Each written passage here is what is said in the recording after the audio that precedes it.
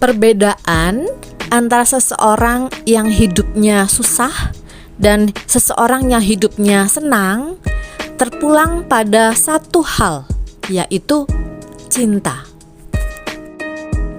Mereka yang memiliki kehidupan yang menyenangkan membayangkan hal-hal yang mereka cintai dan inginkan, dan mereka lebih sering merasakan cinta terhadap apa yang mereka bayangkan daripada orang-orang lainnya.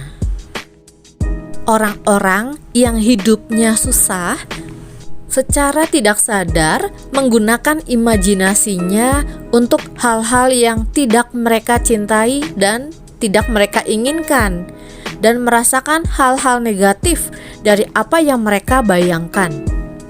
Itu soal sederhana, tetapi menciptakan perbedaan besar dalam kehidupan orang-orang, dan Anda dapat melihat perbedaan itu kemanapun Anda memandang. Rahasia pikiran super ternyata hanyalah dalam penggunaan imajinasi. Teman-teman masih ingat nggak saya kemarin-kemarin membahas mengenai batasan yang kita ciptakan atau kita create dalam pikiran kita? Kita lagi menciptakan batasan atau sedang meng-cancel, membatalkan keinginan kita ketika kita sering memikirkan hal yang tidak kita cintai dan tidak inginkan. Misalnya, saya pengen punya banyak uang, tapi dalam keseharian saya lebih fokusnya ke keadaan yang serba kekurangan. Misalnya mau bayar tagihan gak ada uang, atau lihat dompet cuma isinya beberapa lembar aja. Ini dikatakan yang tadi, menggunakan imajinasinya untuk hal-hal yang tidak mereka cintai dan tidak inginkan. Jadi kalau kita dominannya lebih sering memikirkan, saya gak suka ada tagihan setiap tanggal berapa udah ada tagihan lagi, atau saya gak suka lihat dompet hanya ada beberapa lembar uang. Itu kan kita sedang fokus ke kekurangan, atau kita sedang fokus ke keadaan yang tidak kita sukai. Terus gimana maksudnya? Apa kita perlu mencintai tagihan atau mencintai isi dompet kita yang hanya beberapa lembar? Misalnya ada tagihan listrik. Tagihan listrik kan datangnya setelah kita menggunakannya. Berarti kita dapat bonus tuh, karena kita bayarnya belakangan. Ya kita bisa bersyukur, ternyata selama 1 bulan ke belakang kita udah menikmati listrik dan jadi bisa melakukan banyak aktivitas dengan adanya listrik, termasuk ngecas HP ya. Jadi fokusnya bukan sebel ada tagihan listrik, tapi berterima kasih karena udah menggunakan listrik selama 1 bulan ke belakang. Yang kedua soal dompet tadi isinya cuma sedikit. Ya bersyukur, ternyata kita masih punya uang loh. Ya enggak? Kenyataannya di dalam dompet kita masih ada beberapa lembar uang, itu artinya kita punya uang. Ya kan? Berhenti di situ kenyataan bahwa kita memiliki uang. Ya bersyukur, menghargai dan sadar, ternyata saya punya uang nih, ini milik saya. Kalau kita fokusnya ke uang yang gak ada, misalnya biasanya ada 10 lembar, sekarang cuma ada 3 lembar, kita fokusnya ke yang 7 lembar yang gak ada, itu artinya kita lagi fokus ke kekurangan. Tapi kalau kita fokus ke yang ada, ya hanya 3 lembar, tapi itu menandakan kita punya uang. Fokus di situ, hening sejenak dan sadari saat ini kita punya uang. Jadi sebenarnya menurut saya yang namanya mengolah hati, merasakan cinta untuk segala sesuatu yang kita alami itu bisa-bisa aja, tergantung kemana fokus kita berada, tergantung apa yang mau kita beri penghargaan.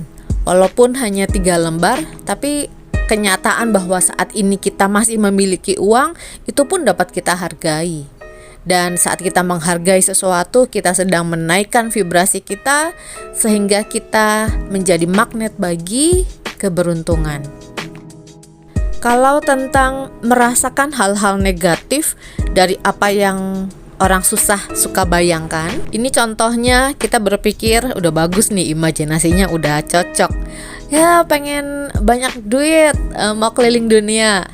Tapi kita berpikir lagi, jangan-jangan nanti kalau saya udah kaya terus pada pinjem uang dari saya. Males juga sih. Waktu itu aja sering dipinjemin uang terus gak balik lagi. Nah, kita jadinya nerocos, keinget masa lalu, akhirnya ngedumel tentang sesuatu hal yang tidak bisa kita ubah.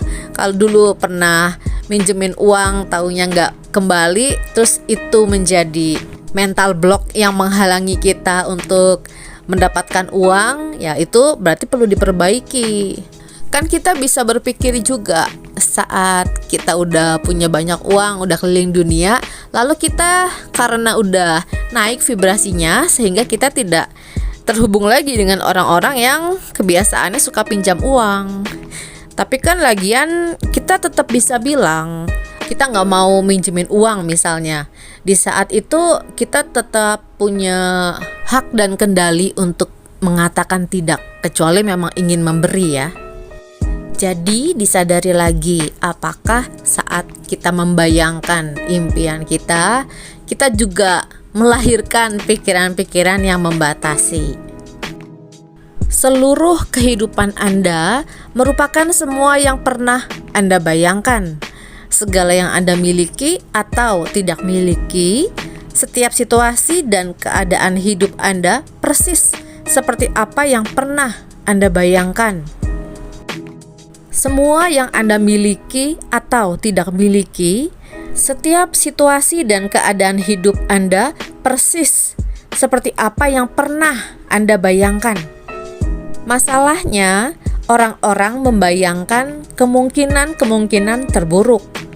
Mereka menjadikan sarana paling ampuh itu untuk merugikan diri sendiri. Daripada membayangkan yang terbaik, banyak orang ketakutan dan membayangkan hal-hal yang bisa menimbulkan masalah. Dan sesuai hukum tarik-menarik, apapun yang terus-menerus kita bayangkan dan rasakan akan mewujud menjadi kenyataan. Apapun yang kita berikan akan kita terima. Rasakan dan bayangkan yang terbaik dan tertinggi yang dapat Anda rasakan dan bayangkan dalam setiap aspek kehidupan Anda. Karena yang terbaik yang dapat Anda bayangkan bukanlah apa-apa bagi kekuatan cinta yang maha mencipta untuk kita. Seberat apapun situasi yang Anda hadapi, bayangkanlah akhir yang terbaik dan rasakan. Dengan melakukan itu, Anda akan mengubah keadaan dan Anda mengubah situasi menjadi seperti yang Anda inginkan. Teman-teman, saya ada pengumuman. Sudah follow akun TikTok saya, Vita Mindset Trainer. Nah, saya akan rutin live di TikTok, sharing-sharing dan juga blessing energi miracle, energi malaikat di TikTok. Jadi, yuk follow biar bisa ikutan juga. Sekian video saya kali ini. Terima kasih untuk kebersamaannya. Energi kemakmuran 10 triliun mencintai kita semua. Saya Vita Mindset Trainer, jiwaku mencintai jiwamu. Semangat!